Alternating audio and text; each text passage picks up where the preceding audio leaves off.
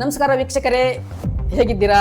Global NX ನ್ಯೂಸ್ಗೆ ಸ್ವಾಗತ. ನಾನು ನಿಂಗಪ್ಪಲೂರು ಮಾತಾಡೋದು. ಬನ್ನಿ ಫ್ರೆಂಡ್ಸ್, ಕೊಯ್ದಿಲ್ಲ ಗಿಚ್ಚಿಲ್ಲ ಕೊರದಿಲ್ಲ ಸುದ್ದಿಯನ್ನಾಗಿ ನಿಮಗೆ ನೇರವಾಗಿ ತಲುಪಿಸುತ್ತೇನೆ. ಬನ್ನಿ ವಿಡಿಯೋದಲ್ಲಿ ಮುಂದುವರೋಣ. ನೋಡಿ ಫ್ರೆಂಡ್ಸ್, ಇರುವ ಆರ್ಥಿಕ ಸಂಕಷ್ಟದಲ್ಲಿರುವ ನಮ್ಮ ನೆರೆಯ ರಾಷ್ಟ್ರ ಪಾಕಿಸ್ತಾನದ ಈಗ ತನ್ನ ಖಜಾನೆ ತುಂಬಿಸಿಕೊಳ್ಳಲು ಒಂದು ವಿಲಕ್ಷಣ ದಾರಿಯನ್ನು ಹುಡುಕಿಕೊಂಡಿದೆ. ಹೌದು ಸ್ನೇಹಿತರೆ, ಪಾಕಿಸ್ತಾನದ ಸರ್ಕಾರದ ಈಗ ಭಾರಿ ಪ್ರಮಾಣದಲ್ಲಿ ಕತ್ತೆ ಮಾಂಸ ಮತ್ತು ಕತ್ತೆ ಚರ್ಮ, ಕತ್ತೆಯ ಇತರೆ ಪ್ರಾಡಕ್ಟ್ ಅನ್ನು ಚೀನಾ ದೇಶಕ್ಕೆ ರಫ್ತು ಮಾಡಲು ಬಿಗ್ ಪ್ಲಾನ್ ಮಾಡಿದೆ. ಅಷ್ಟಕ್ಕೂ ಚೀನಾದಲ್ಲಿ ಕತ್ತೆಗಳ ಮಾಂಸಕ್ಕೆ ಇಷ್ಟೊಂದು ಡಿಮಾಂಡ್ ಯಾಕಿದೆ ಅಂದರೆ ಪಾಕಿಸ್ತಾನದ ಈ ಹೊಸ ಆದಾಯ ರಹಸ್ಯ ನಿಮ್ಗೇನು ಗೊತ್ತಾ? ಕಂಪ್ಲೀಟ್ ಡೀಟೇಲ್ಸ್ ವಿಡಿಯೋದಲ್ಲಿ ಕೊನೆ ತನಕ ನೋಡೋಣ. ಮಿಸ್ ಮಾಡಿದ ವಿಡಿಯೋ ನೋಡಿ ಫ್ರೆಂಡ್ಸ್, ಪಾಕಿಸ್ತಾನದ ಆರ್ಥಿಕ ಸಮೀಕ್ಷೆ ವರದಿಯಲ್ಲೇ ಅಧಿಕೃತ ಘೋಷಣೆ. ನಿಮ್ಗೆಲ್ಲ ಗೊತ್ತಿರುವ ಹಾಗೆ ಪಾಕಿಸ್ತಾನದಲ್ಲಿ ಆರ್ಥಿಕ ಪರಿಸ್ಥಿತಿ ತೀರಾ ಹದಗೆಟ್ಟಿದೆ. ಇತ್ತೀಚೆಗಷ್ಟೇ ಪಾಕಿಸ್ತಾನದ ಹಣಕಾಸು ಸಚಿವ ಮೊಹಮ್ಮದ್ ಔರಂಗಜೇಬ್ ಇವರು ಪಾಕಿಸ್ತಾನದ ಆರ್ಥಿಕತೆ ಸಮೀಕ್ಷೆ 2025-26 ವರದಿಯ ಬಿಡುಗಡೆ ಮಾಡಿದ್ದಾರೆ. ಏನೆಂದರೆ ಇದರಲ್ಲಿ ಅತ್ಯಂತ ಗಮನ ಸೆಳೆದ ಹೈಲೈಟ್ ಅಂದರೆ ಅದು ಕತ್ತೆ ಮಾಂಸ ಮತ್ತು ಇತರೆ ಉತ್ಪನ್ನಗಳು ಹೊಸ ರಫ್ತು ಮಾರ್ಗ ಅಂದರೆ new export venue for donkey meet and other product ಅಂತಂದು ಎಂಬ ಹೆಸರು ವಿಶೇಷ ವಿಭಾಗ.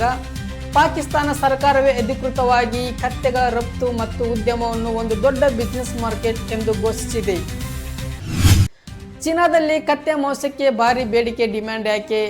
ನೋಡಿ ಸ್ನೇಹಿತರೆ, ಇಷ್ಟಕ್ಕೂ ಚೀನಾದವರು ಕತ್ತೆಗಳ ಇಷ್ಟೊಂದು ಯಾಕೆ ಇಷ್ಟಪಡುತ್ತಾರೆ ಅಂದರೆ ಚೀನಾದಲ್ಲಿ ಕತ್ತೆ ಮಾಂಸ ಮತ್ತು ಕತ್ತೆ ಹಾಲು, ಕತ್ತೆ ಚರ್ಮ, ಕತ್ತೆಗೆ ಚರ್ಮಕ್ಕೆ ಭಾರಿ ಬೇಡಿಕೆ ಇದೆ ಅಂತ ಚೀನಾದವರು ಹೇಳುತ್ತಾರೆ.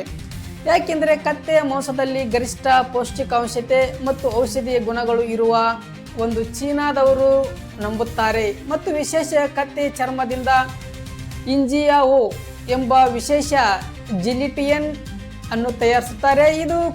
ಇದು ಕತ್ತರಿಸಲಾಗುತ್ತದೆ ಮತ್ತು ಇದನ್ನು ಚೀನಾದವರು ಸಾಂಪ್ರದಾಯಿಕ ಔಷಧಿಗಳಲ್ಲಿ ಟ್ರೆಡಿಷನಲ್ ಚೈನೀಸ್ ಮೆಡಿಸಿನ್ ವ್ಯಾಪಕವಾಗಿ ಬಳಸಲಾಗುತ್ತದೆ.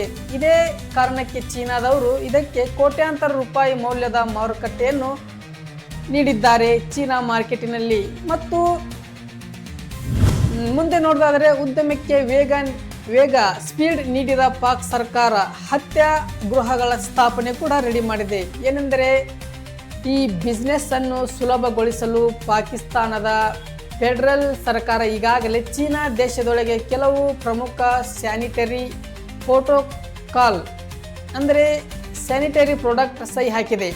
ಇದರ ಮೂಲ ವಿದೇಶಿ ಹೂಡಿಕೆ ಆಕರ್ಷಿಸುವುದು ಮತ್ತು ಸ್ಥಳೀಯರ ರೈತರಿಗೆ ಉದ್ಯೋಗಾವಕಾಶ ನೀಡುವುದು. ಪಾಕ್ ಸರ್ಕಾರ ಉದ್ದೇಶ ಇಷ್ಟೇ ಅಲ್ಲದೆ ಗ್ವಾದಾರ್ ಫ್ರೀ ಝೋನ್ನಲ್ಲಿ ಕತ್ತೆಗಳ ಮಾಂಸ ಕತ್ತರಿಸಲು ಅಂದರೆ ಕತ್ತೆ ಹತ್ಯಾಗೃಹ ಸ್ಥಾಪಿಸಲು MSA ಶಹಜಾದ್ ಎಂಬ ಶಾಹೋ ಕಂಪನಿ ಸಹಿತ ಕಂಪನಿಗೆ ಹೊಸದಾಗಿ ಲೈಸೆನ್ಸ್ ಕೊಟ್ಟು ಕಂಪನಿಯನ್ನು ನೀಡಲಾಗಿದೆ. ಇದರೊಂದಿಗೆ ಪಾಕಿಸ್ತಾನದಲ್ಲಿ ಕತ್ತೆ ಮಾಂಸ ರಫ್ತು ಮಾಡುವ ಅಧಿಕೃತ ಕಂಪನಿಗಳ ಸಂಖ್ಯೆ ಈಗ 2ರಿಂದ 3ಕ್ಕೆ ಏರಿದೆ ಎಂಬ ಮಾಹಿತಿ ಕೂಡ ಬಂದಿದೆ.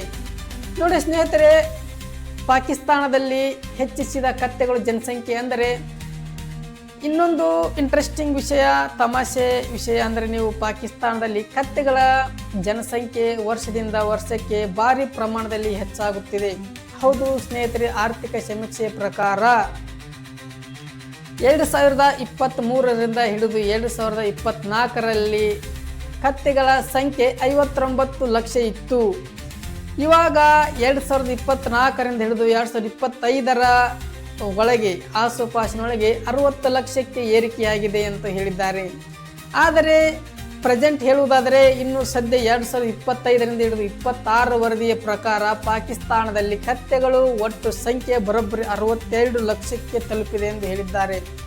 ಸಾಮಾನ್ಯವಾಗಿ ಗ್ರಾಮೀಣ ಭಾಗಗಳಲ್ಲಿ ಭಾರ ಹೊರುವ ಮತ್ತು ಕೃಷಿ ಕೆಲಸಗಳಿಗೆ ಬಳಸಲಾಗುತ್ತಿತ್ತು. ಕತ್ತೆಗಳು ಈಗ ಪಾಕಿಸ್ತಾನದ ಪಾಲಿಗೆ ಕೋಟಿ ಆದಾಯ ತಂದುಕೊಡುವ ಚಿನ್ನದ ಗಣಿಯಾಗಿ ಬದಲಾವಣೆ ಆಗಿವೆ. ಮತ್ತು ನೋಡಿದ್ರಲ್ಲ ಸ್ನೇಹಿತರೆ, ಪಾಕಿಸ್ತಾನದ ಕತ್ತೆ ಮಾಂಸ, ಕತ್ತೆ ಮೀಟ್ಗಾಗಿ ಚೀನಾದಲ್ಲಿ ಬೇಡಿಕೆ ಇರುವುದು ನಿಮಗೇನು ಅನ್ನಿಸ್ತಿದೆ ಫ್ರೆಂಡ್ಸ್? ಈ ವೀಕ್ಷಕರೇ, ದೇಶದ ಆರ್ಥಿಕತೆಯನ್ನು ಉಳಿಸಿಕೊಳ್ಳಲು ಪಾಕಿಸ್ತಾನ ಕತ್ತೆ ಮಾಂಸವನ್ನು ಚೀನಾಕ್ಕೆ ರಫ್ತು ಮಾಡುತ್ತಿರುವುದು ಐಡಿಯಾ ಬಗ್ಗೆ ನಿಮ್ಮ ಅಭಿಪ್ರಾಯವೇನು? ಕಾಮೆಂಟ್ ಮಾಡಿ ತಿಳಿಸಿ. ಈ ವಿಡಿಯೋ ನಿಮಗೆ ಇಷ್ಟವಾಗಿದ್ದರೆ ಲೈಕ್ ಮಾಡಿ, ಶೇರ್ ಮಾಡಿ, ನಿಮ್ಮ ಫ್ರೆಂಡ್ಸ್ ಜೊತೆ ಮತ್ತು ದೇಶ ವಿದೇಶಗಳಂಥದ್ದೇ ಇಂಥದ್ದೇ ಇಂಟ್ರೆಸ್ಟಿಂಗ್ ಸ್ಟೋರಿ, ಆರ್ಥಿಕ ಮತ್ತು ರಾಜಕೀಯ ಸುದ್ದಿಗಳಿಗಾಗಿ ನಮ್ಮ ಚಾನಲ್ ಮರೆಯದೆ ಸಬ್ಸ್ಕ್ರೈಬ್ ಮಾಡಿ. ಮತ್ತೊಂದು ರೋಮಾಂಚಕ ಸುದ್ದಿಯೊಂದಿಗೆ ಸಿಗೋಣ. ಧನ್ಯವಾದಗಳು. ಬಾಯ್.